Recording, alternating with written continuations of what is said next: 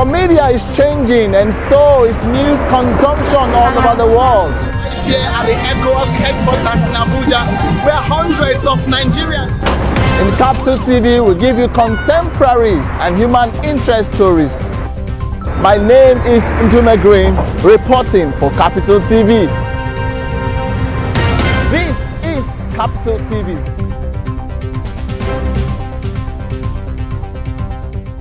For 3 days, strong voices on climate change in Africa gathered in the oil-rich river state capital, Port Harcourt, for the Niger Delta Climate Change Conference.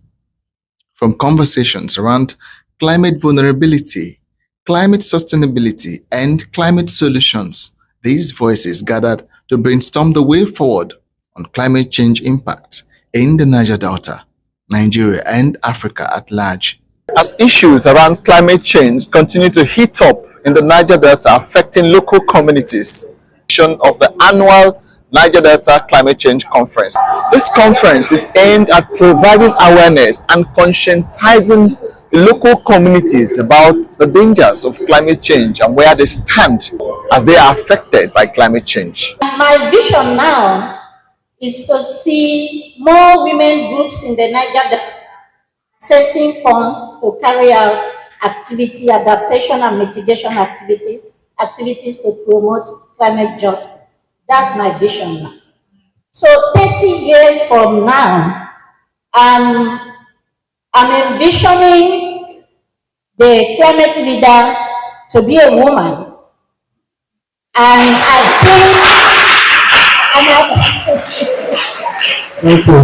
I'll tell her to ensure that more funds are given to women organizations to strengthen the action that they are already taking. Convenience doesn't lead anybody anywhere.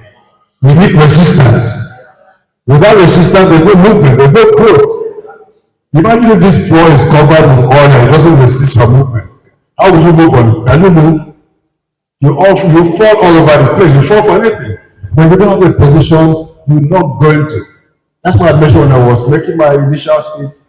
You have to be ready to be convicted for your convictions. Conversation continues because Ghana is also highly impacted by climate change. Issues around Galamsey has been in your country for quite a while. Right. I see how you're tackling it. The other day I saw Hanabisu, right? Yeah. Who was on air in the forest trying to tackle it. How are you tackling this very critical issue? Well, what I can say is that Galamsey is a serious security threat to our country. And His Excellency John Dramani Mahama has shown a lot of commitment towards ending this canker. Our water bodies are seriously heavily polluted, and people are mining indiscriminately. It is a challenge. So that's why I am saying that you saw one of my colleagues moving from one place to another, seizing excavators and all those things. What we are doing currently is to let everybody understand that there's a way of mining without necessarily destroying the environment. That is what we are looking at. Minister, apart from the activities, the actions that the government is taking towards illegal mining in Ghana, what are the steps that the government is also taking towards providing justice for local communities whose water bodies have been destroyed by these issues over the years? Because there must be a step in as much as you are taking the excavators from these Chinese who are invading the forest reserves. What are the steps to that, you're taking to? Yeah, so we're looking at alternative livelihood for these people. And the government is very serious about that, because at the end of the day, I was telling somebody that you seize an excavator and go, the person has money. You're going to buy a new one and go back.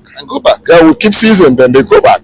So we need a more pragmatic solution to this matter, where livelihood will be guaranteed. But the discussions did not just end at the 3 days event. Activists led by Comrade Friday Nule Mbani, the director of Leke Development Foundation, organizers of the Niger Delta Climate Change Conference, also went on the streets of Port Harcourt to raise awareness. Climate justice. Climate justice. They are now open to the variance of climate change, flooding, sea rise, and the accompanying health challenges. As I'm talking to you now, a lot of Niger Deltans who would ordinarily have fed themselves and lived relatively comfortable lives are penniless. They have no homes. Like homes that were destroyed in the last major flood, some of them have not been rebuilt. So people are displaced. Yes. And climate changes also have also caused conflicts in the communities, so that you have people who can no longer go to their communities. We've lost a lot of people. Some chiefs are chiefs, but they are in the Port Harcourt, they are not in their domain because there are issues in their communities. Niger Delta has been recognized as one of the most polluted environments on the planet, and where the life expectancy have reduced to 41 years. All these are the issue that catastrophic around the climate disaster that we are recording. This is a renewed call because we are beginning to see climate change in different dimensions, especially as it relates to rainfall, food production, and the oil spill, which I want to localize and talk about. For me, oil spill as an Ogoni man has been one of the bane of our development, because arable land and that was fitted for agricultural purposes are now being soaked in oil. Our fishes have been depleted, and I have been part of the efforts to campaign for justice and recovery of our ecosystem. As issues around climate change and environmental degradation continue to heat up around the Niger Delta, so does the conversation also continue.